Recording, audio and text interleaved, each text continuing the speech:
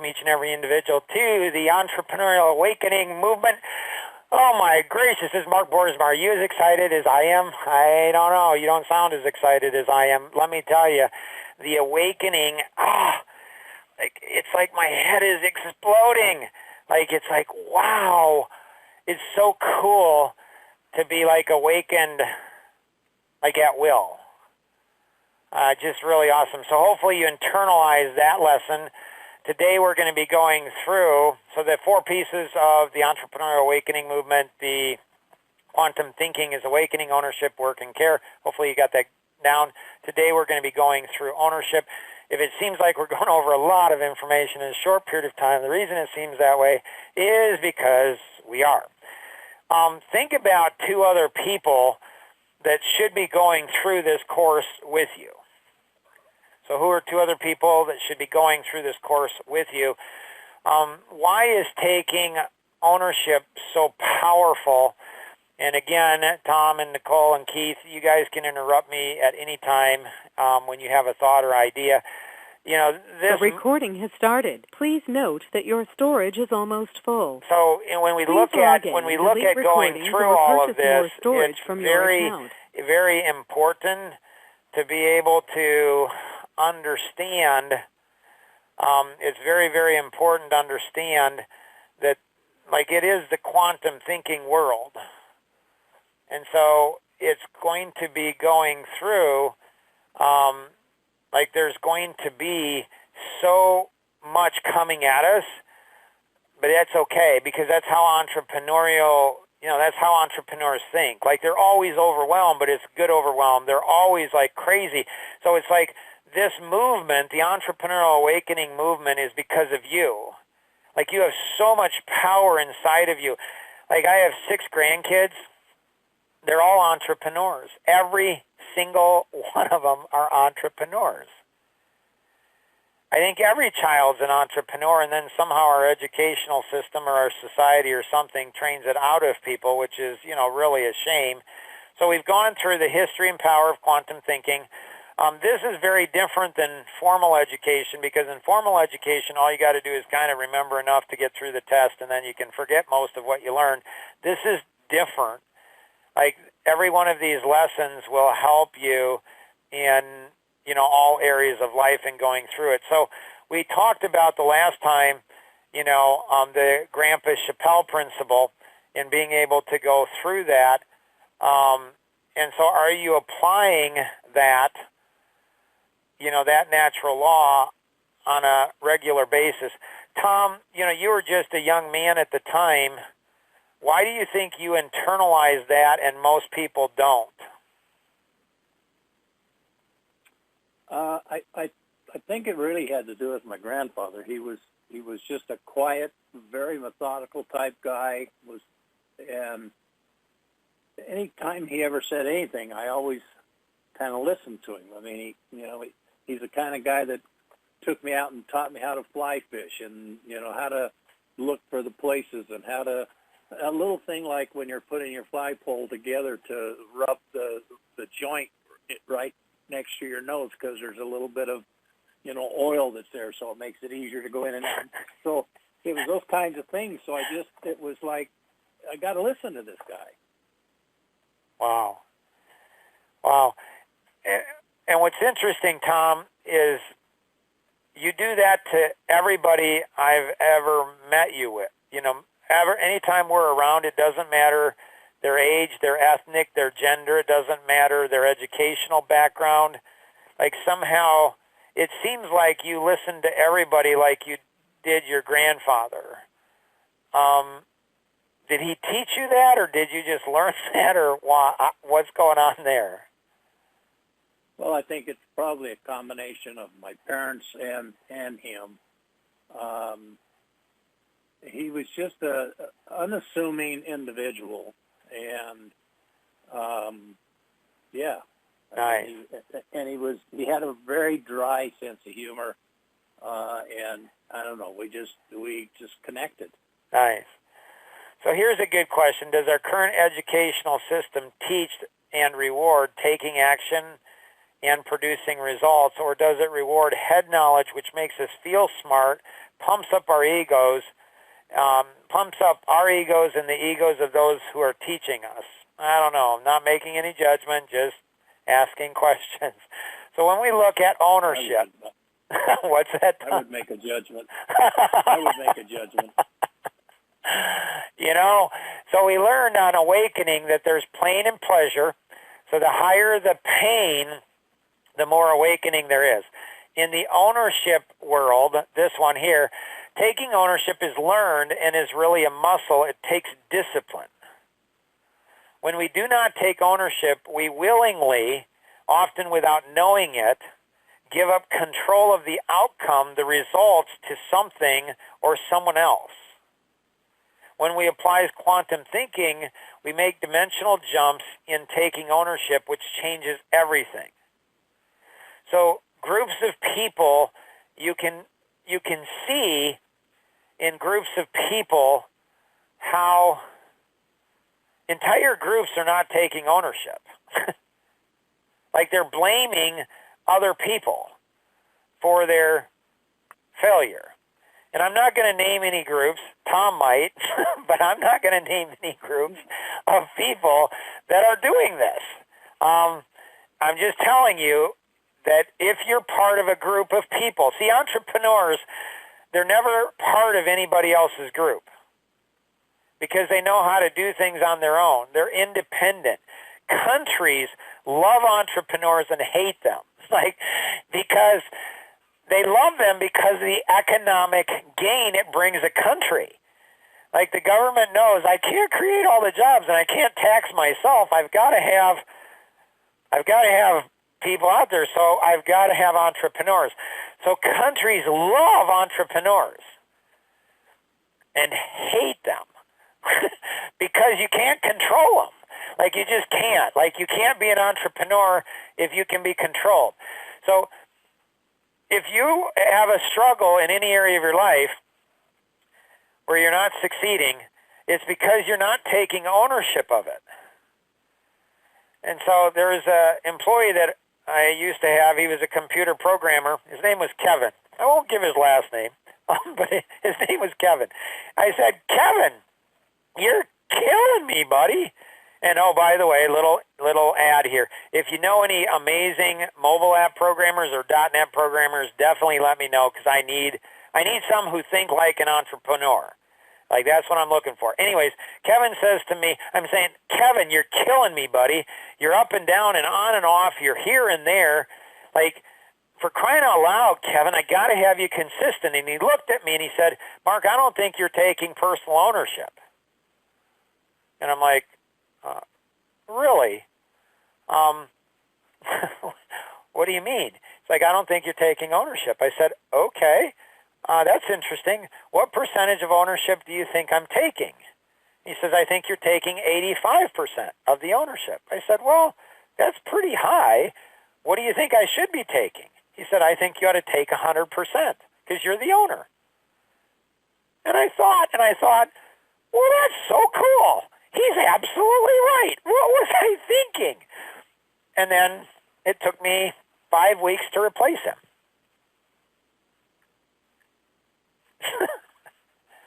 I was sharing yesterday on BWWM, Business Working Without Me, amazing group of people. Tom's on that one. And I was sharing about when I was 18 years old, I started a convenience store in a college dorm. In a little private, college, Faith Baptist Bible College in Ankeny, Iowa. It's where I met my wife, and started a little convenience store, and it was on an honor system, and like they were stealing from me, and I guess I was whining, and about everybody stealing from me. I'm like, they're stealing from me. Like these are pastors.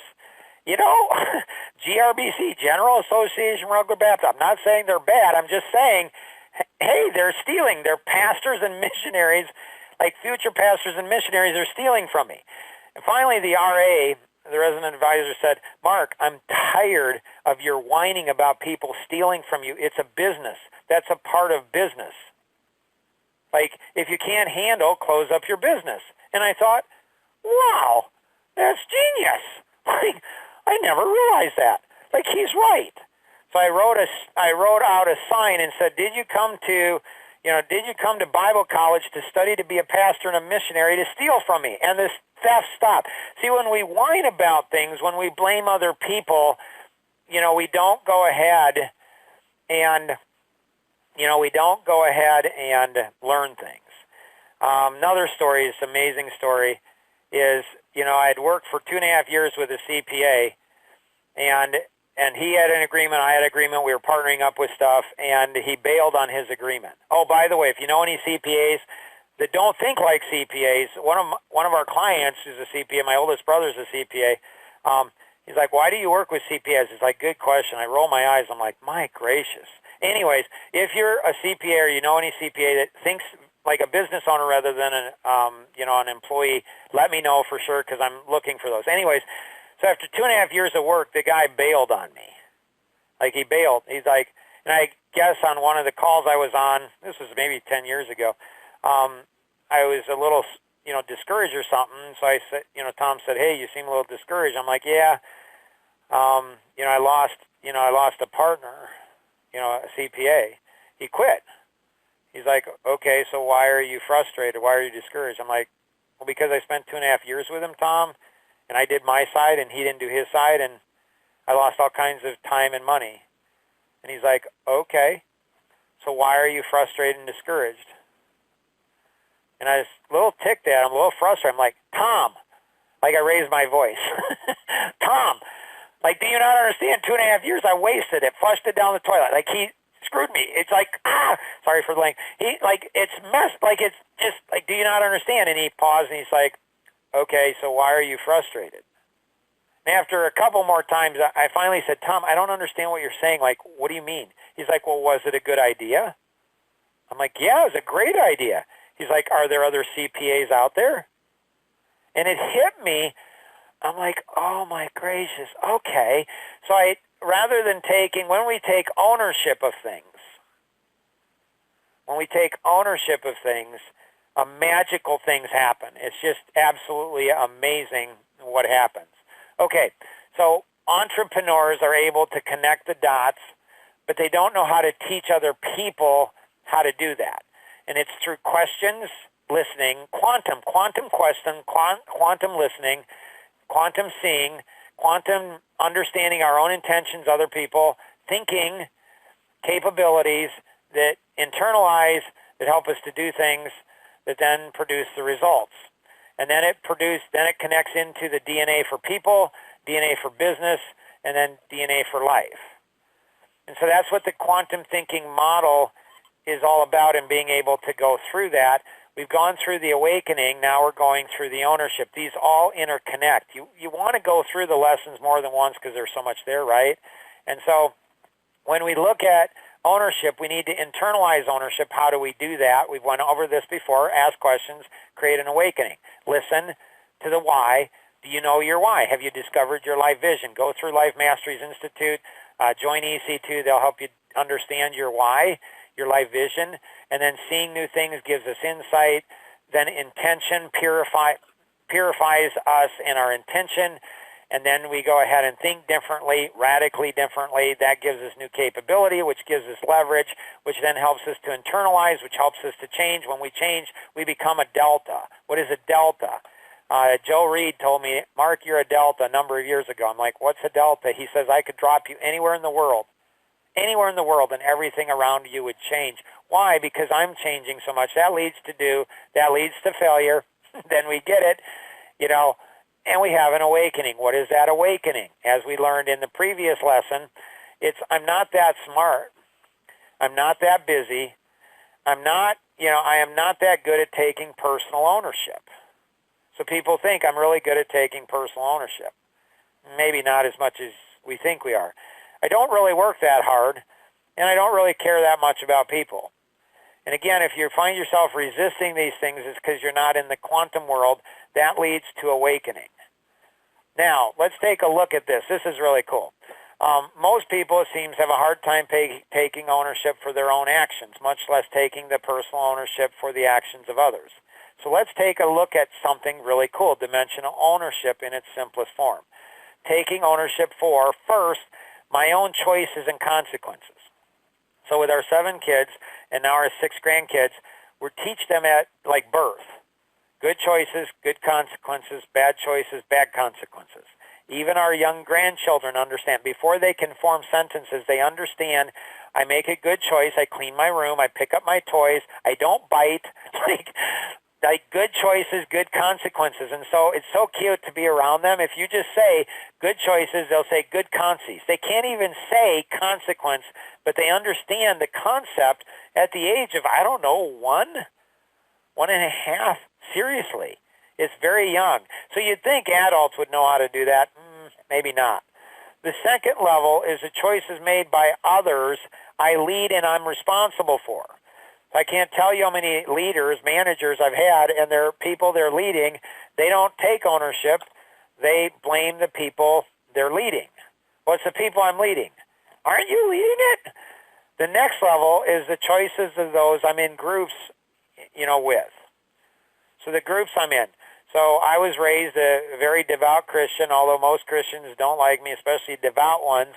And so, the group I'm in, a Christian group, I'm in that group, they don't like me. Why? Because I tell the group what I see, about them.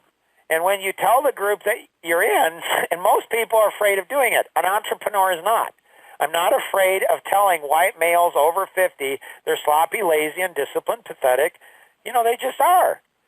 I don't have a problem telling a group that I'm in because I'm not afraid. I don't have a fear of being ostracized by that group because I'm an entrepreneur. I create jobs. I create economic activity. I create wealth. I create new ways of thinking. I solve problems. You know what? If everybody abandoned me, there's a ton of people out there that are going to want me in their lives because I'm an entrepreneur. The choices of those made by past generations in my family, community, and world. This is complicated. This is not easy. The choices made by others, not connected to me in any way. This is, again, I'm still working on these. Like my grandparents, and then my great-grandparents. Like, how many generations do I have to go back and take ownership of? I don't know. Tom, questions or thoughts on this? I think that the issue is that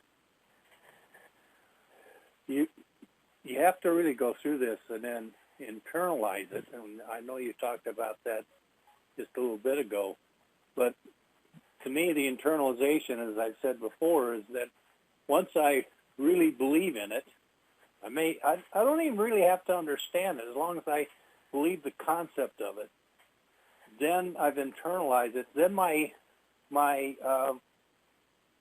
reactions change, or my outcome changes, or my behavior changes. And then when my behavior changes, my outcome changes, and that's what gets me to the result I'm looking for. So what Tom is referring to is the 5 steps to success. I want something, or I say I want it. When I say I want something, when Tom says he wants something, he said he wanted to be the president of the largest, real estate franchise in the world. When he said he wanted it, he went ahead and looked at the obstacles, and there were a lot. And then he looked at the sacrifices, and there were a lot. One of these days we'll talk to him about maybe sacrifices he made with his family that in looking back, he says, I may have sacrificed too much for what I thought I wanted. I don't know. And then decisions that are made, and then the do. And so this connects into, all the different things. So the ownership model, so there's 4 quadrants in the ownership model: ownership of self and others, ownership of groups, and then ownership of strangers.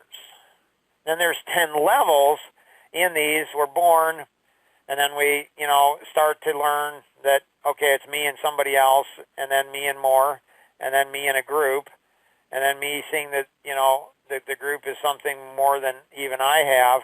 like sacrifice for a group, and then others, and then strangers close, and then strangers far, and then, learning how to, have a heart for the 7.4 or 7.8 plus billion people, and then learning to, have a legacy.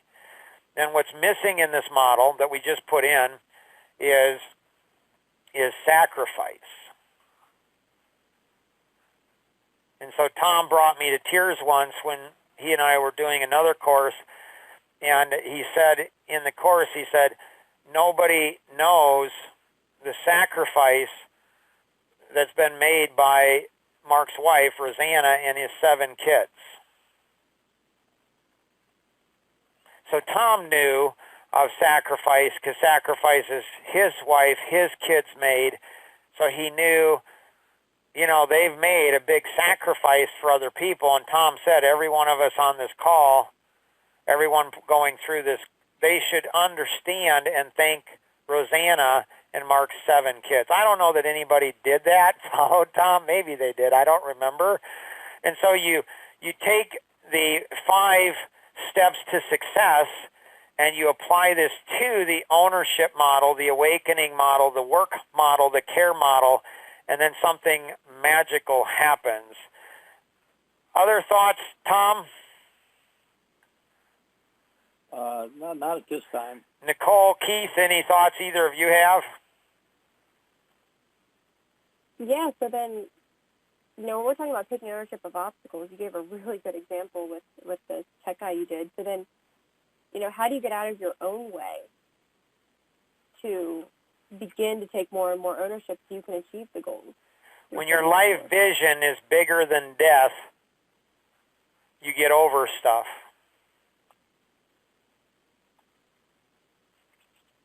So that takes a little internalization there. What's he talking about? I discovered that with my dad. When my dad died, I was at a coffee connection, and I wrapped it up after my wife got the call, and she said, your dad just passed, Mark. My mom, so I wanted to run right away to my mom, but I didn't. I finished up the meeting, said, hey, my dad just died, and so I want to make sure you all are cared for. And then the next week, they all said, that was weird that you cared for us when your mom was sitting at your dad's bedside when he died. That's just weird, Mark. And I said, I just reflex. I said, when your life vision's bigger than death, you get over stuff. So if your life vision isn't that big, well, then you're going to have a hard time getting over stuff. Little stuff in life will trip you up. Make sense, Nicole? Yeah. Other questions, Nicole? No, good. Keith, questions you have?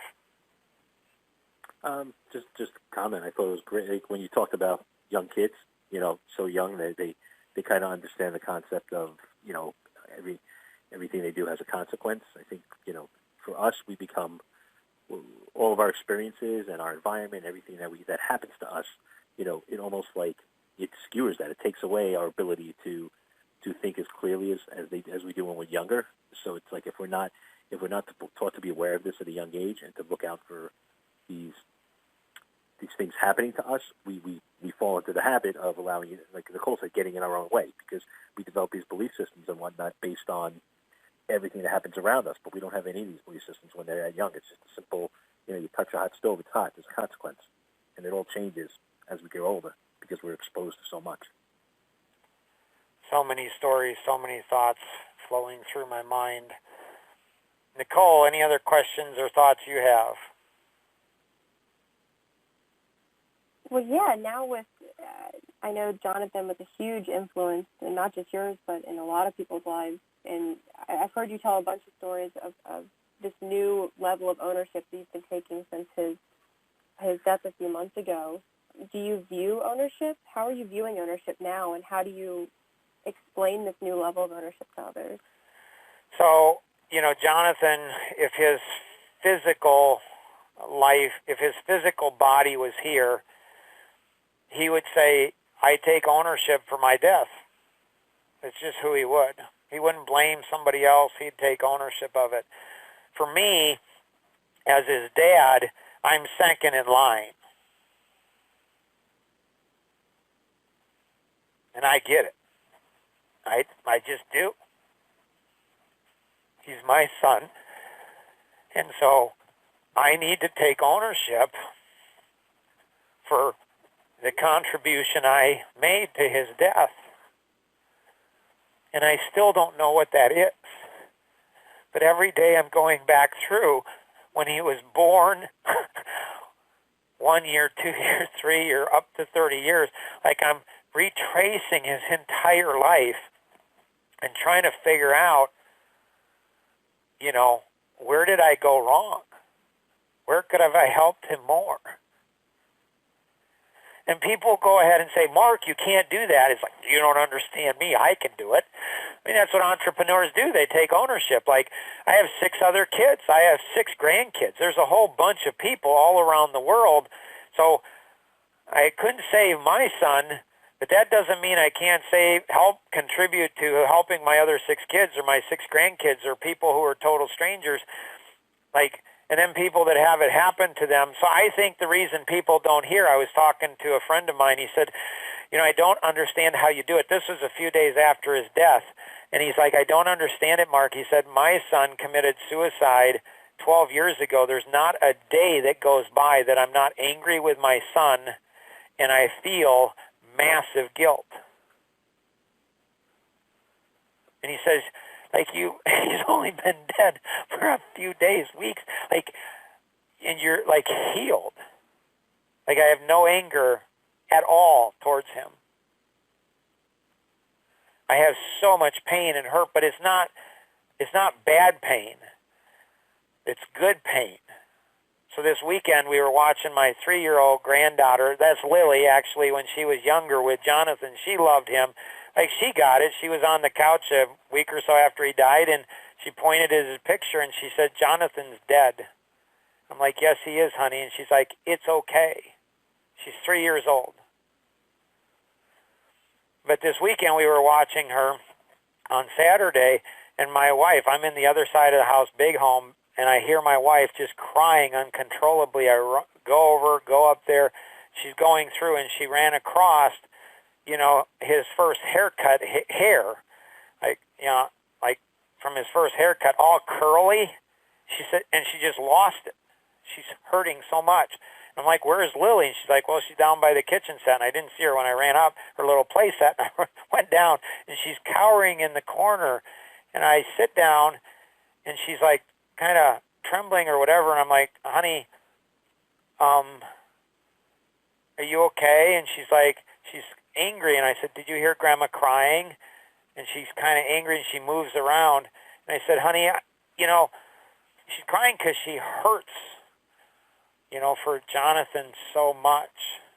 And it's okay, honey. It's totally okay. Because you loved him, Grandpa and Grandma, so we're going to cry. And that's okay, because it hurts so much. But it's not bad hurt, honey. We have so many memories. And she kind of smiled, and she's like, he's dead. And I said, yeah. She said, I miss him. And I said, I do too, honey. And then she came over really close and got up on my lap and hugged me. And I said, now I need to go up and hug Grandma. And Grandma and Grandpa are going to cry upstairs probably a lot. And it's okay, honey. It's okay. And if you want to be up there when Grandpa and Grandma are crying, you can. And if you don't, no. But when we're crying, honey, it's not a bad pain. It's not a bad hurt. We're not angry with Jonathan. We just hurt. And it's okay because he meant so much to us. And so I think, Nicole, I was healed 24 hours after he died from a very tragic death, from a brutal death, from my 19-year-old being in the same room with him. And he's still, unbelievable. And so I'll hurt every day, but that hurt doesn't mean I haven't healed. I heal, and I have to heal every day. And so I have to take ownership, and I'm seeking taking ownership. There's other people who contributed to his death, but they're not taking ownership, which is fine. That's up to them. They won't ever heal. It's their choice.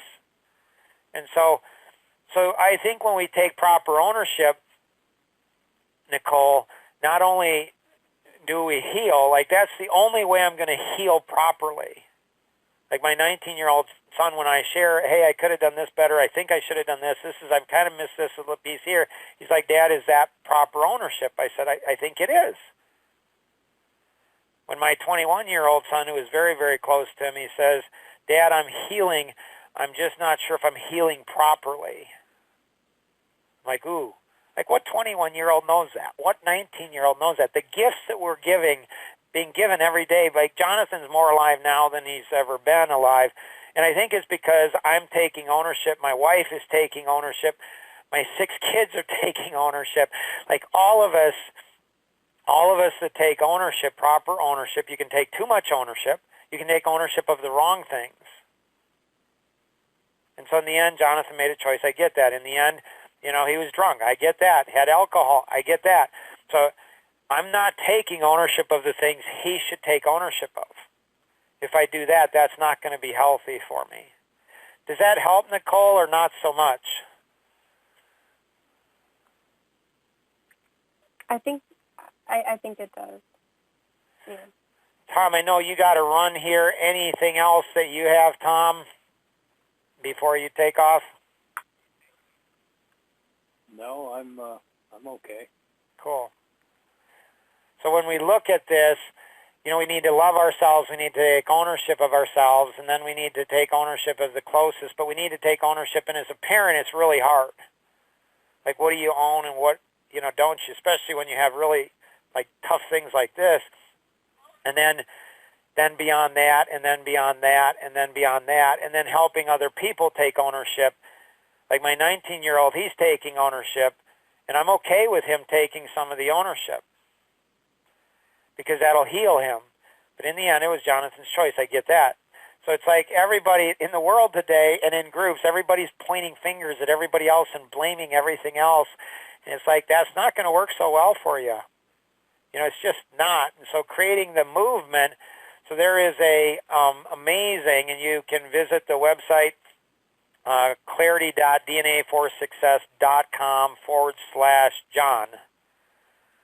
And you can go to a section there, and you can make a contribution. There's $125,000 anonymous donors that have given that for matching gifts to raise $250,000 to help people with alcoholism, kids at risk, PTSD, borderline personality, mental abuse, mental abuse, mental illness, drugs, and other types of addictions. It's unbelievable. And it's going through Life Masteries Institute. They're a nonprofit organization. They'll steward that like nobody's business. It's crazy. If you haven't joined the EC2 group community, Engineer Clarity Community, do that. It's only $20 a month. I was cynical when they invited me to join. I'm like, I don't need one more thing in my life, and it's only $20 a month. What do you get for $20? I just did it. I just said, I'll do it for a month. And I'm telling you, it's changed my life. I am so glad I joined that group. I don't know what it was, a few months before Jonathan died, because that helped me to see things in a different way. And so it's amazing. So many people. So I'd encourage you to do that. And then you'll be assigned an EC2 mentor and 2 EC2 buddies that will help you to create your own movement. Or you could be, the crazy shirtless dancing man. Or you could be the first follower. Another great course is the Personality Certification Course, 101. Tom and I have been through that. Great course. Another course that Tom and I taught was Leverage, the Magical Arts of Positive Motivation and Manipulation. That's really cool. Another great course Life Masteries has is the Psychology of People. And so you can register for any of those. Those are all great.